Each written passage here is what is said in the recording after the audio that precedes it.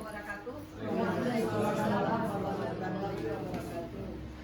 Alhamdulillah siang ini kita masih diberikan kesempatan dan kesehatan dalam rangka mengikuti sosialisasi dari sedikit ilmu yang kami peroleh selama pelatihan 2 bulan ini. Dan mungkin seperti yang telah sampaikan Miss Yoyo tadi, ini bukan hal baru. Ini sudah hal-hal yang kita pelajari sebelumnya untuk menjadi guru dan hanya untuk sebagai pengingat kita. Dan saya di sini menyadari bahwa di sini saya bukan sebagai pengajar, bukan sebagai pendidik ibu-ibu, dan bukan pula memperkenalkan hal yang baru. Saya cuma di sini diberi kesempatan untuk sedikit berbagi tentang pengalaman dan materi yang kami dapatkan. Di sini saya mendapat bagian untuk memperkenalkan sosialisasi budaya positif dalam sekolah. Dan hari ini sebagai sesi kedua, sebagai pelanjut dari apa yang telah disampaikan Miss Yoyo tadi tentang filosofi KHD di sekolah. Jadi apa yang telah disampaikan Yoyo tadi, kita sebagai guru sudah seharusnya kembali lagi kepada apa yang sebenarnya menjadi tugas dan tanggung jawab kita. Bukan lagi bergerak berdasarkan emosi, gengsi, dan yang disampaikan oleh Bu Min tadi, kita sudah banyak dilandasi oleh cara pandang kita, bagaimana kondisi siswa, bagaimana siapa saya, dan untuk itu kita hari ini akan membahas apa saja budaya positif yang ada di dalam sekolah yang perlu dikembangkan dalam rangka menjadikan sekolah kita menjadi lebih baik.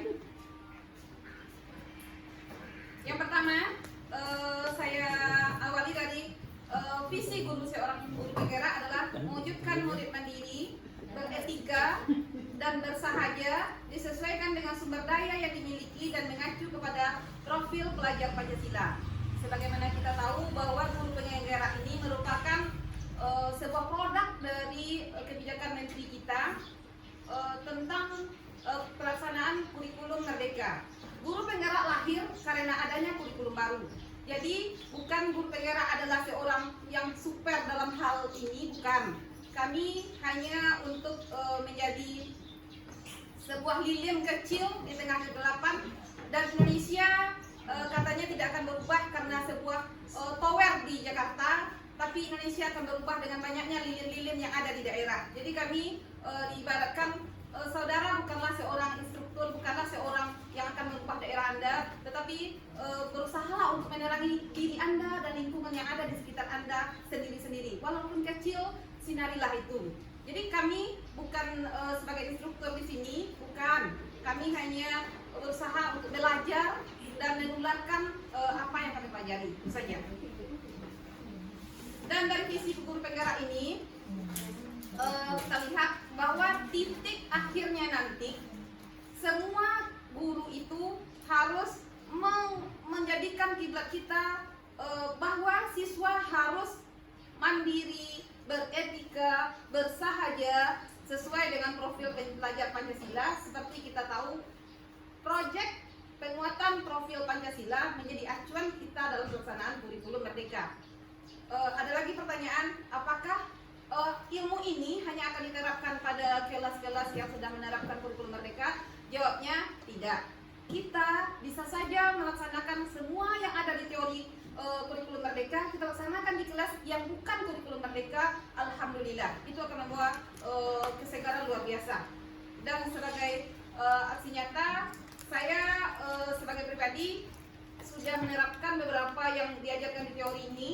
Saya terapkan di kelas yang bukan kurikulum merdeka, dan mereka pun menikmatinya. Alhamdulillah. Terus apa saja perubahan paradigma belajar yang akan terjadi selama pelaksanaan kurikulum merdeka ini, dan apa yang diharapkan bagi seorang guru dalam hal ini yang diajarkan kepada kami guru penggerak? Pertama, mengajak lebih sering siswa berdiskusi. Berarti guru jangan terlalu banyak menerangkan. Biarkan siswa mengeluarkan ide-idenya, mengeluarkan perasaannya, dan timbullah rasa kebahagiaan di situ. Ketika kita tidak menekan siswa dengan harus begini, kebahagiaan. Terus, yang kedua memberi ruang lebih luas ke siswa berperan menjadi guru.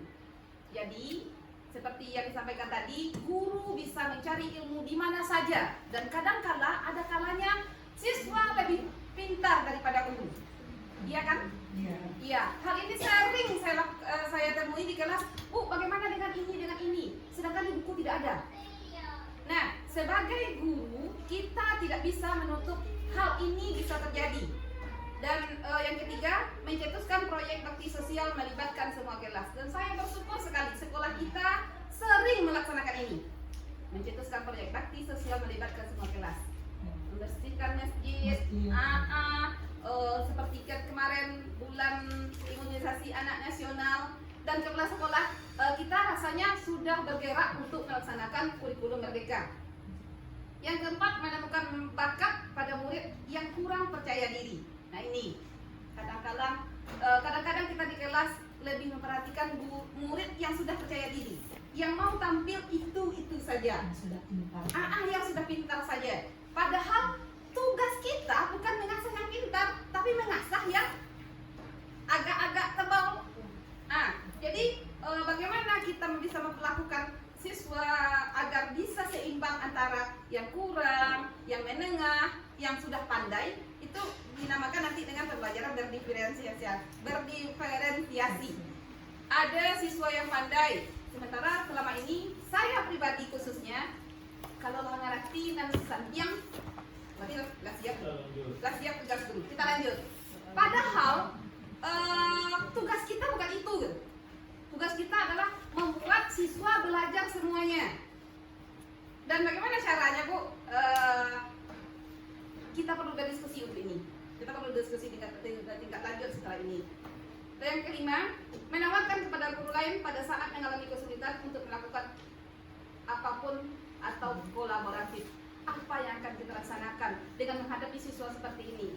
Dan saya menjadi bintang utama dengan kejadian kelas 91 kemarin. Saya menangis keluar dari kelas 91 karena tidak tahu lagi bagaimana caranya menghadapi siswa. Dan hal ini karena teori di perubahan paradigma belajar, mari kita berkolaborasi. Jangan bertindak sendiri di dalam kelas. Jangan menganggap kita lebih hebat dari guru lain. Jangan. Mari mengajak guru lain untuk berdiskusi. Karena 10 kepala pasti lebih baik dari 1 kepala. Kelima contoh perubahan bisa dilakukan oleh gebrakan dan membutuhkan proses panjang untuk menjadi kebiasaan produktif. Inilah kebiasaan yang kita harapkan muncul dari sebuah sekolah sehingga mampu menjawab tantangan, mampu menjadikan siswanya menjadi lebih bermakna, lebih bisa menghadapi masa depan. Terus materi berikutnya tentang disiplin positif.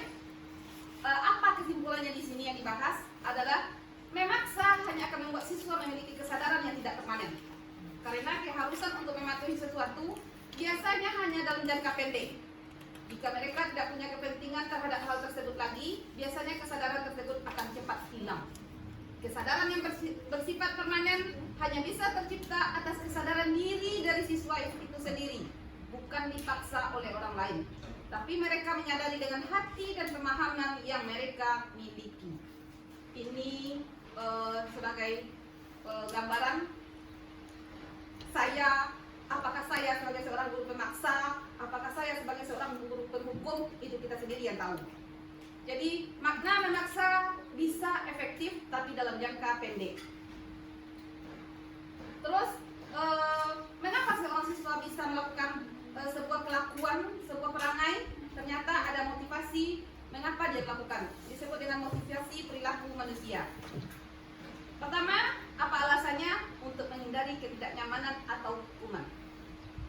Kenapa datang 7:30 nak? Kalau enggak dihukum. Kalau terlambat suruh cabut rumput. Yang kedua, untuk mendapatkan imbalan atau penghargaan dari orang lain. Kenapa Penapi ikut berguru penggerak? Agar dapat sertifikat. Itu berarti mendapatkan penghargaan. Itu motivasi yang kedua. Contoh. Yang ketiga, untuk menjadi orang yang mereka inginkan atau menghargai diri sendiri dengan nilai-nilai yang mereka percaya. Nah ini peran guru sebenarnya ada yang nomor 3. Bagaimana seorang siswa mampu memotivasi dirinya untuk melakukan sesuatu, memang dengan nilai-nilai yang mereka percaya. Ini yang kita tuju, bukan untuk menghindari hukuman dan bukan pula untuk mendapatkan imbalan. Kalau kita selama ini kenapa sekarang tidak terlambat lagi? Karena sekarang pinjam, berarti itu karena takut hukuman. Yang kedua, kenapa ikut ini? Untuk mendapatkan sertifikat, berarti itu untuk mendapatkan imbalan. Yang ketiga, nah ini yang nomor 3 ini memang berat, tapi tugas guru itulah yang berat, itulah tugas kita. Bagaimana siswa menyadari bahwa yang mereka inginkan, yang mereka lakukan adalah untuk mereka sendiri, bukan atas hukuman, bukan karena takut hukuman, dan bukan pula karena mengharapkan sesuatu. Nah, ini yang disampaikan di Suyo tadi, kebutuhan dasar manusia, bahwa bagaimana, kenapa siswa itu bermasalah? Ternyata ada kebutuhannya yang tidak terpenuhi. Ini kebutuhan bertahan hidup, kebutuhan akan kasih sayang, rasa diterima, kebutuhan akan penguasaan, kebutuhan akan kebebasan, kebutuhan akan kesenangan. Di sini yang nomor 5, siswa butuh dengan rasa senang. Ini yang titik beratnya dalam pergerakan kita, bagaimana menumbuhkan kesenangan di hati siswa. Dan saya pribadi juga masih galau dengan hal ini. Ketika siswa senang, kita tak dianggap. Ketika siswa ditekan, kita salah. Lalu bagaimana sebaiknya? Apakah semua kebutuhan ini, kebutuhan bertahan hidupnya kita pecahkan, kebutuhan kasih sayangnya kita berikan, kebutuhan penguasaan kita kasih dia keleluasaan, kebutuhan kebebasan kita berikan kebutuhan kebebasan. Lalu kitanya di mana? Nah, kembali tadi, ego kita di mana? Apakah kita hanya sebagai untuk pelayan terhadap siswa? Apakah kita, kalau ada kata-kata yang lebih ekstrim dari Ki Hajar Dewantara, berhamba kepada siswa. Seorang guru harus mampu berhamba kepada siswa. Disinilah adanya bentrok kepentingan antara seorang guru, ego seorang guru dengan fungsi seorang guru. Kita lanjutkan. Ini 5 posisi kontrol restitusi diperkenalkan di modul itu, tapi sebenarnya kita sudah melaksanakannya. Dan setiap posisi ini pernah kita lakukan. Ini bukan hal baru lagi, karena hukum, siapa guru yang tak pernah menghukum? Kita rasanya semua pernah. Membuat rasa bersalah, pernah juga kan? Sebagai teman, sering. Sebagai teman tahu, apalagi. Nah, peran guru itu sebenarnya di mana? Di mana yang sebaiknya guru itu tergantung nanti di mana, bagaimana masalah siswanya, dan ini perlu lagi-lagi kita diskusikan. Dan yang terakhir tentang apa yang diberikannya, yaitu keyakinan kelas, bahwa keyakinan kelas itu merupakan kesepakatan kelas untuk melaksanakan nilai universal yang ada di masyarakat. Maksudnya nilai universal di sini adalah nilai-nilai yang ada di tengah masyarakat, dan kita mengakuinya, tidak memandang perbedaan agama, tidak memandang suku Minang dengan suku Jawa itu berbeda ya, nilainya bukan seperti itu. Jadi nilai-nilai yang dianggap benar di hadapan masyarakat. Setelah itu keyakinan kelas beranjak dari kesepakatan kelas yang dibuat bersama. Kesepakatan kelas ini adalah aturan-aturan untuk mencapai kelas yang lebih baik. Yang ketiga, keyakinan kelas bertujuan agar siswa merasa memiliki kelas secara bersama. Kelas adalah miliknya, bukan milik guru. Dan yang terakhir, ada segitiga restitusi. Ini adalah upaya pemecahan masalah. Kalau siswa itu bermasalah, guru harus bersikap seperti apa, diperkenalkan dengan segitiga restitusi. Dan hal ini juga sering kita lakukan, apalagi guru BK. Guru BK mungkin sudah mengenal ini ya Bu. WP sudah mengenal ini, tapi kalau kami mungkin guru bahasa Inggris sama guru IPS memang baru rasanya istilah ini. Tetapi setelah didalami ternyata ini pun sudah kita laksanakan, stabilkan